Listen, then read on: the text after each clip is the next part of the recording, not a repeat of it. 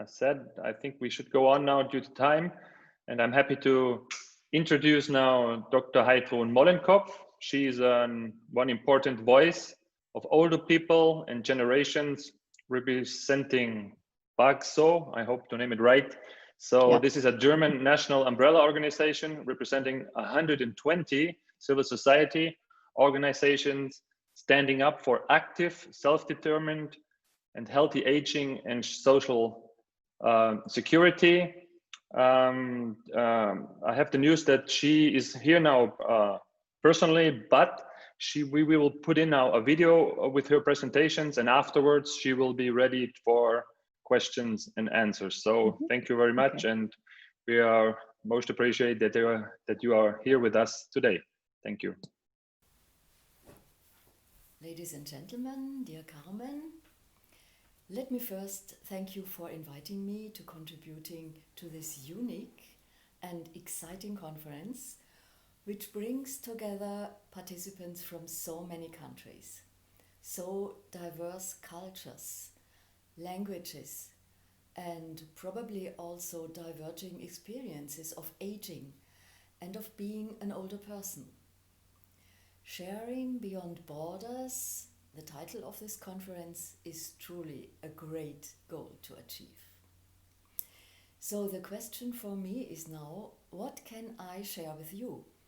Or rather, in other words, what can we share among us?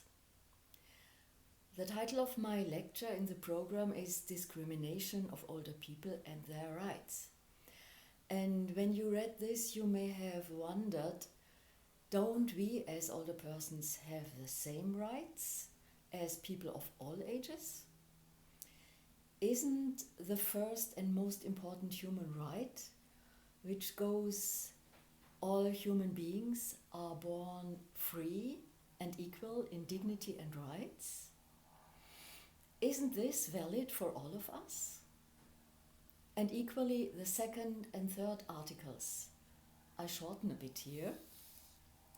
Article 2, everyone is entitled to all the rights and freedoms set forth without distinction of any kind, such as race, color, sex, language, religion, political or other option, national or social origin, property, birth, or other status. And Article 3, everyone has the right to life, liberty, and security of person. So, well, the answer is yes. Ever since the Universal Declaration of Human Rights of 1948, human rights have been universally applicable. Older men and women are thus, in principle, legally equal to all other persons. And in that sense, and beyond all physical, cultural, intellectual, or emotional borders and barriers, we all share the same rights. But then there is also a but. You may have noted that the list of prohibited grounds of discrimination in Article 2 does not explicitly include age. And this loophole in the law gives scope to exemptions. Let me give you an example. 2 or 3 years ago, my husband and I wanted to rent a car during our holiday in Greece. The place is not important, though this can happen everywhere. Everything was well prepared, the contract and price fixed, and when we arrived at the car rental office at the airport, my husband thought that he would only have to show his driving license to get the car keys. But after a look at the driving license, the sales assistant said, "Oh, you are older than 72, then you have to pay an extra insurance." Despite a valid driving license, despite more than 40 years of driving practice without an accident, he was charged with rather high extra costs just because of his age. This is just a minor incident. more severe discrimination may occur when you try to get a new job, even at an age of perhaps 50. Or when you want to renovate your house, you will probably get difficulties to getting a loan. Age discrimination, reinforced by negative age stereotypes, exists in many ways and occurs in many fields. A study which is currently being prepared by the Office of the High Commissioner for Human Rights shows that, I quote, "At the international level, the existing human rights framework continues to provide fragmented and inconsistent coverage of the human rights of older persons in law and practice." Quote end. Working and professional life, for instance, are not prevented by the existing legal regulations. In many countries, there is a lack of social security for older persons. Adequate treatment for those in need of care is not secured everywhere. Legal protection for older persons against violence and abuse is also inadequate in many states. And the issue of intersectional, multiple, or cumulative discrimination involving age, along with other characteristics such as sex, ethnicity, or disability, has a particular serious effect on older persons' lives. The COVID-19 pandemic made ageist attitudes and discriminatory practices even more obvious and visible. Older persons were regarded as risk group, although above all they were the persons most at risk. They made up a disproportionately higher share among those who have died with COVID-19 than younger people. Older people were treated as a homogeneous group. From an age of 60 or 65 up, they had to stay at home, although they are even more diverse than other groups of people. Of course, certain measures were important to reduce the risk to health and life of particularly vulnerable persons. But many healthy and usually active older men and women felt discriminated, as they were no longer allowed, for example, to care for or even to see their grandchildren, or to pursue their various voluntary activities. This raises serious questions about potential discrimination on the ground of age. Moreover, physical distancing requirements risk increasing the social isolation of older persons. Many of them have additionally been cut off from social contacts, from relevant information and community life, as a large part of direct or personal communication has been replaced by online communication.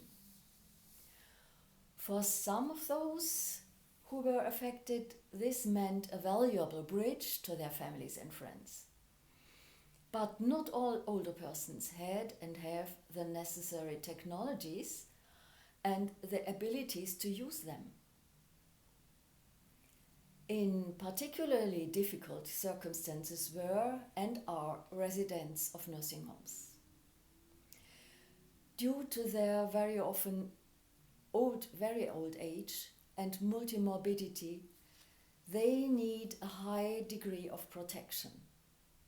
The general strategy was to put in place specific restrictive measures, or even to close the institutions completely.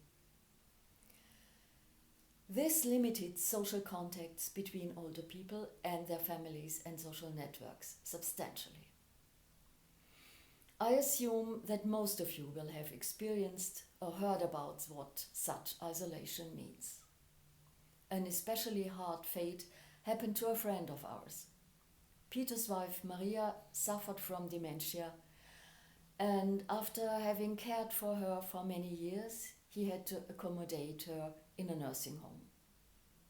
He visited her every day, prepared a healthy breakfast for her in the morning, and in the afternoon he took her out for a walk to keep her agile. All this had to stop when the lockdown happened.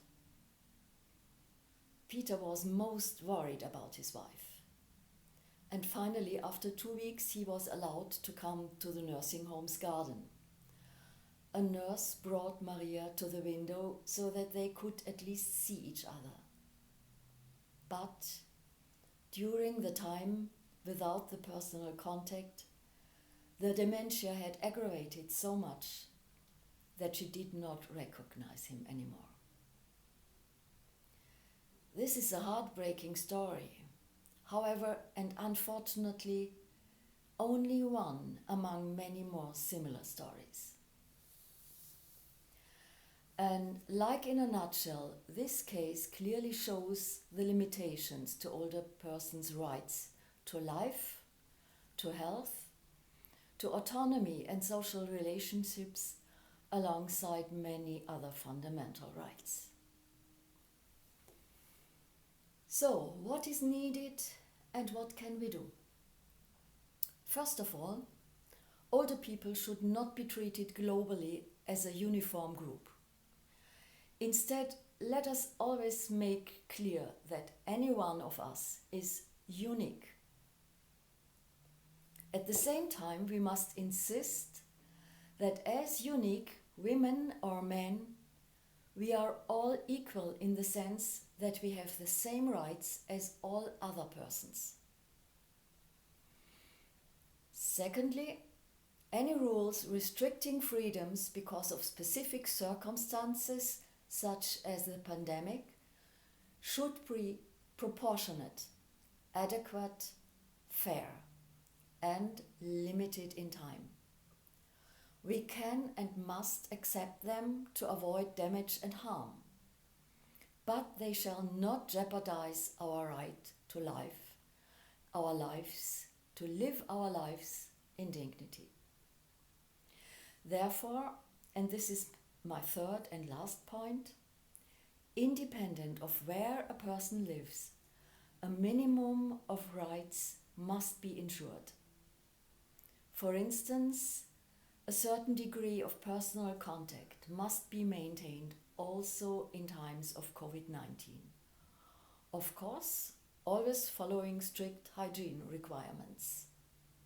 To make this possible, governments are obliged to ensure that protective equipment and other necessary materials are available where there is a need for protective measures.